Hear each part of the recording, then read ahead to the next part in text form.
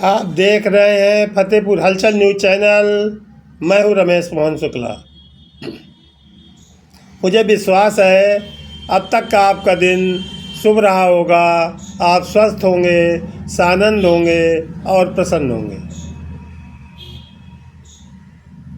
साथियों, कल भारत के 52वें chief justice of India Rambhushan Gavai ने का कार्यकाल समाप्त हो गया। आज भारत की राष्ट्रपति द्रौपदी मुर्मू ने जस्टिस सूर्यकांत को भारत के 53वें मुख्य न्यायाधीश की शपथ दिलाई। शपथ ग्रहण समारोह में स्वयं प्रधानमंत्री नरेंद्र मोदी, उपराष्ट्रपति, गृह मंत्री, कानून मंत्री सहित कैबिनेट के तमाम अन्य मंत्रीगण उपस्थित रहे। साथियों, बी आर गवई 14 मई को उन्होंने भारत के CJI की शपथ ग्रहण की थी और 23 नवंबर को वो सेवानिवृत्त हो गए। जस्टिस बी आर गवई का कार्यकाल कई मामलों में ऐतिहासिक रहा, जो हमेशा चर्चा में वो रहेंगे। सबसे ज़्यादा चर्चा उनकी हुई 2024 के चुनाव के पूर्व। जिस तरीके से उन्होंने इलेक्टोरल बॉन्ड को अवैध घोषित किया और उन्होंने संपत्ति के ध्वंसीकरण के मामले में अपना फैसला सुनाया।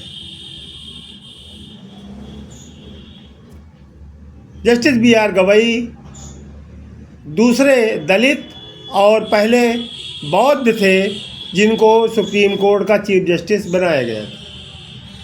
पहले दलित CJI KG बालाकृष्णन थे और उसके बाद दूसरे बने बी आर गवई। लेकिन बी आर गवई ने बौद्ध धर्म स्वीकार कर लिया था, इसलिए वो पहले बौद्ध धर्म के अनुयायी चीफ जस्टिस ऑफ इंडिया बने। जैसा कि मैंने कहा, जस्टिस बी आर गवई का कार्यकाल कई मामलों में चर्चा में रहा। एक जो सर्वाधिक चर्चित मामला था वो बिरजू की खंडित प्रतिमा के संबंध में था, जिसको लेकर इस देश में काफ़ी हो हल्ला मचा और उनके ऊपर उन्हीं के कक्ष में जूता भी उछाला गया। ये कुछ ऐसी घटनाएं थी जो बी आर गवई के कार्यकाल को ऐतिहासिक बना गई। लेकिन बी आर गवई निहायत ही सरल, राष्ट्रभक्त और दलितों, वंचितों के लिए काम करने वाले व्यक्ति।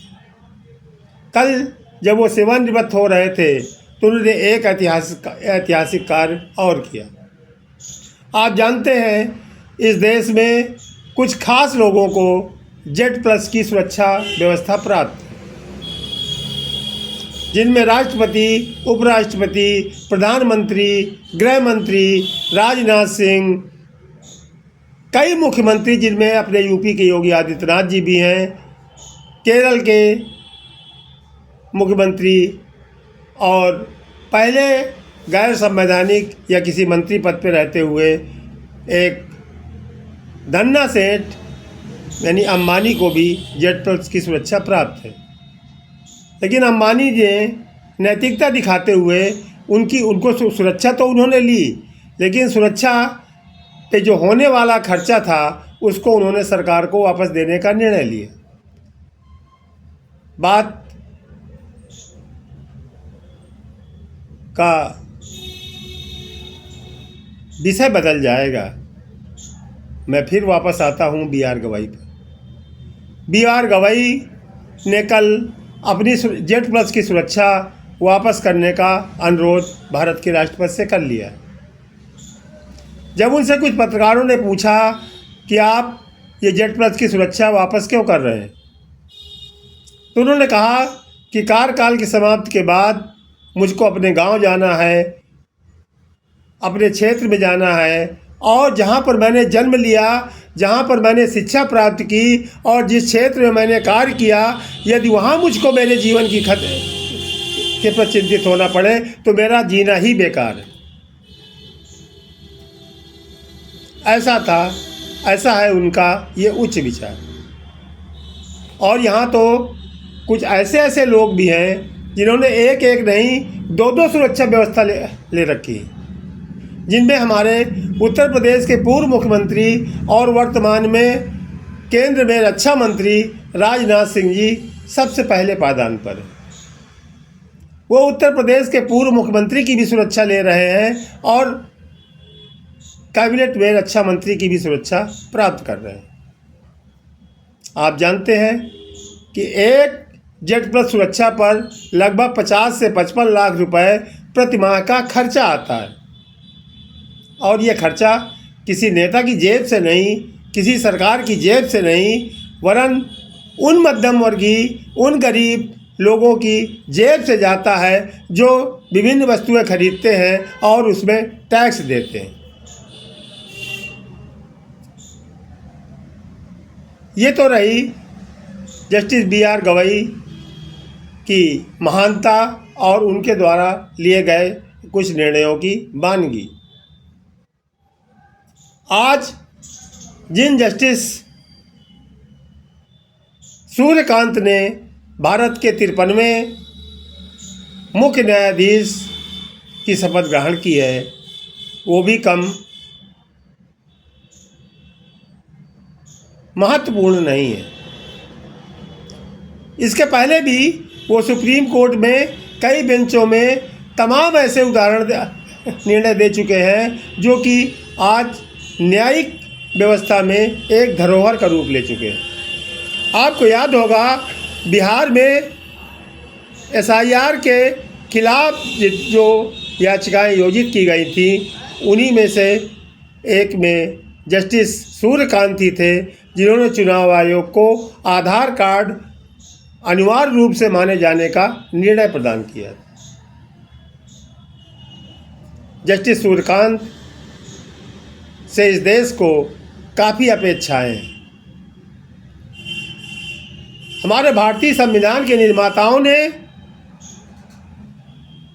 जब इस देश की व्यवस्था को 4 अंगों में बांटा था, कार्यपालिका, न्यायपालिका, विधायिका और प्रेस, तो उसमें उन्होंने न्यायपालिका को संविधान का संरक्षक बनाया था कि यदि कार्यपालिका, विधायिका संविधान की उपेक्षा करने लगे, संविधान के विपरीत कार्य करने लगे, तो उनको संरक्षण का कार्य न्यायपालिका प्रदान करेगी।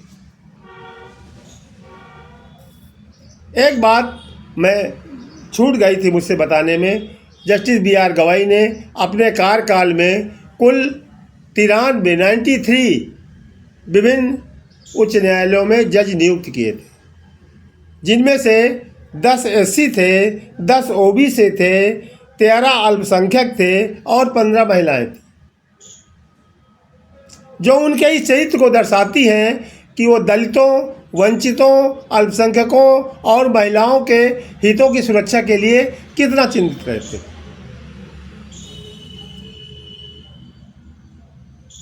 यही अपेक्षाएं अब इस देश की 140 करोड़ से ज़्यादा की आबादी जस्टिस सूर्यकांत से भी कर रही है। लेकिन क्या होगा आगे, ये भविष्य के गर्त में है। लेकिन आज उन्होंने भारत के 53वें मुख्य न्यायाधीश की शपथ ग्रहण कर ली। आप देख रहे हैं फतेहपुर हलचल न्यूज़ चैनल और मैं हूं रमेश मोहन शुक्ला।